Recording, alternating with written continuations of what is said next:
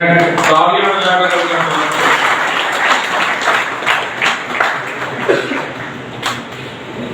भाई ने भी हमारे आंदोलन में बड़ा डटकर हमारा साथ दिया और जो गौशाला बचाओ गौ बचाओ आंदोलन था हम सबकी सामूहिक लड़ाई लड़ने से हम जीत पाए और भाई ने हमारे बीच में रह करके लगातार 3.5 महीने जो आंदोलन चला बीच में रह करके लड़ाई लड़ी। हम इसके लिए भाई का धन्यवाद करते हैं। अभी रवि नाथ जी आए अपना संबोधन से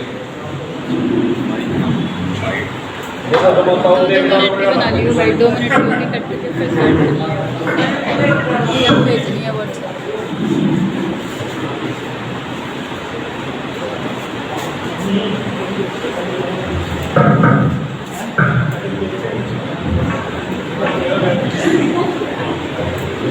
मेरे साथ बोलेंगे सभी। किसान मजदूर एकता जिंदाबाद जिंदाबाद जिंदाबाद। किसान मजदूर एकता जिंदाबाद जिंदाबाद जिंदाबाद। आवाज दो आवाज दो। युवा शक्ति जिंदाबाद जिंदाबाद जिंदाबाद। भारतीय किसान यूनियन जिंदाबाद जिंदाबाद जिंदाबाद। संयुक्त किसान मोर्चा जिंदाबाद जिंदाबाद जिंदाबाद। जय जवान जय जवान जय किसान। 15 सितंबर से हम पूरे हरियाणा में भारतीय किसान यूनियन के संगठन को मजबूती देने के लिए, संगठन के विस्तार के लिए लगातार जिलों में मीटिंगें रख रहे हैं। पहले जींद की मीटिंग हुई, फिर पूरे हरियाणा की मीटिंग रोहतक में हुई, आज हिसार की मीटिंग कर रहे हैं। और ये युवा सम्मेलन जो रखा है जाट धर्मशाला में, और मंच के दोनों तरफ बाईं तरफ आप देखेंगे दीनबंधु सर छोटूराम और डॉक्टर भीमराव अंबेडकर, हमारे पीछे चौधरी देवीलाल जी का चित्र भी लगा हुआ। तो इस सम्मेलन की अध्यक्षता कर रहे हमारे सम्माननीय प्रधान सतबीर जी, महावीर जी, मंच पर बैठे हमारी बहुत आदरणीय ताई सुदेश कंडेला जी, बहन अनु सूरा जी, बहन पूनम पात्र जी, हमारे बड़े भाई सतेंद्र सारण जी, जो लगातार किसान आंदोलन के लिए काम करते हैं, आंदोलन के लिए काम करते हैं।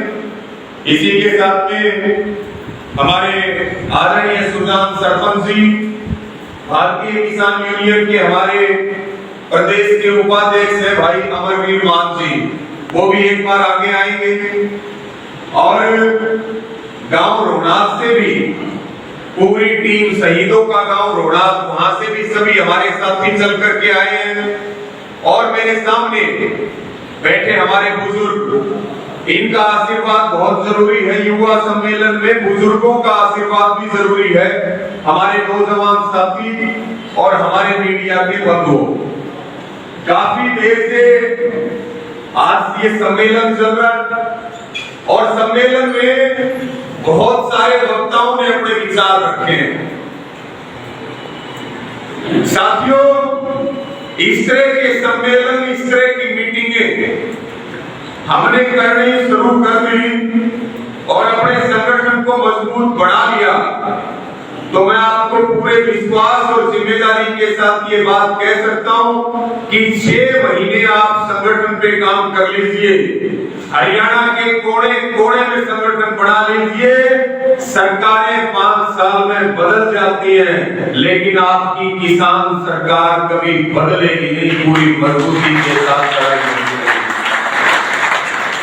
और हमारे सामने सभी वो साथी बैठे हैं जिन्होंने 13 महीने के किसान आंदोलन में अपना अहम योगदान दिया है, जिन्होंने घर छोड़ दिया, परिवार छोड़ दिया और लगातार लड़ाई लड़ने का काम किया। हिसार की बहुत क्रांतिकारी धरती है, 22 जिलों में आंदोलन चला, लेकिन हम ये कह सकते हैं कि बार बार अगर सरकार को झुकाने का काम हुआ, सरकार ने बार बार पंगे के लिए तो हिसार में लिए और हर बार सरकार हार करके गई और किसान जीत करके गया। ऐसी क्रांतिकारी धरती पर हम हैं। पगड़ी पहना करके भी जो सम्मान दिया, आप सबको ये विश्वास दिलाना चाहते हैं कि जब तक सांस रहेंगे और जब तक शरीर में खून की अंतिम बूंद रहेगी, तब तक हम ये विश्वास दिलाते हैं कि बगैर किसी लोभ के, स्वार्थ के, बगैर किसी पद और प्रतिष्ठा के, संगठन के माध्यम से हम आंदोलन करते रहेंगे। किसानों की, मजदूरों की, नौजवानों की लड़ाई लड़ते रहेंगे और ये बहुत अच्छा प्रयास है। इसी प्रकार से अब मीटिंग चलेगी जिला वाइज और सभी नौजवान साथियों को एक सूत्र में पिरोएंगे, संगठन का विस्तार करेंगे, सदस्यता अभियान चलाएंगे और ये जो युवा सम्मेलन हो रहे हैं, इनसे सरकार बहुत घबराई हुई है, क्योंकि सरकार को ये लग रहा है कि ये तो लगातार आंदोलन कर रहे हैं, संगठन की मजबूती के ऊपर काम कर रहे हैं, पार्टियां बढ़ती है, वोट लेती है, एमएलए एमपी बढ़ते हैं, भाईचारा खराब करते हैं, पैसे लेते हैं, पैसे भी लेते हैं, वोट भी लेते हैं, समाज को भी तोड़ते हैं। मैं आप सबको ये बात बताना चाहता हूं कि हमें ना तो किसी से नोट चाहिए और ना किसी से वोट चाहिए, केवल आपका साथ चाहिए अपनी और अपने बच्चों की लड़ाई करने के लिए। साथियों, बहुत सारे मुद्दों के ऊपर हमें काम करना है और विशेष रूप से अगर हम बात करें किसानों की, अगर हम बात करें तो 3 कानून वापिस हुए, लेकिन एमएसपी की लड़ाई आज भी हमारी जारी है। अगर हम बात करें बिजली बिल 2020, सरकार ने लिखित में देने के बावजूद वादाखिलाफी की। लखीमपुर खीरी का जो नरसंहार है, 3 अक्टूबर को उसकी बरसी थी, आप सबको याद है। उसमें भी न्याय के लिए हमें संघर्ष करना है। ये जो संयुक्त किसान मोर्चा बना है, मोदी सरकार के सामने ना तो कोई विपक्ष टिक सका, ना कोई पार्टी टिक सकी है, केवल और केवल कोई टिका है और डटा है तो किसान टिका है और संयुक्त किसान मोर्चा डटा है। केवल यही एक उम्मीद की किरण है देश को बचाने के लिए। संयुक्त किसान मोर्चा ने 2-3 और मुद्दों के ऊपर, खास करके नौजवान साथी बैठे, अग्निपथ योजना, आप में से बहुत सारे भाई ऐसे होंगे जिन्होंने या तो पेपर दे दिया था या जिनका फिजिकल हो गया था या जिनके रिजल्ट आने वाले थे। अगर हम एयरफोर्स, आर्मी की बात करें और इसी के साथ में फिर आती है अग्निपथ योजना। ये अग्निपथ योजना जो है, ये भी किसानों के ऊपर हमला है, उनके बच्चों के ऊपर हमला है। जो हमारे युवा जो भाई हैं, जो इंतजार करते हैं कि मैं देश की सेना में जाऊंगा, कोचिंग लेते हैं, प्रैक्टिस करते हैं, दौड़ लगाते हैं, उनके सपनों पे भी पानी फेरने का काम किया। इसलिए संयुक्त किसान मोर्चा ने ये तय किया कि अग्निपथ योजना का विरोध और उसके खिलाफ आंदोलन हम तब तक करते रहेंगे जब तक अग्निपथ योजना की वापसी नहीं हो जाएगी।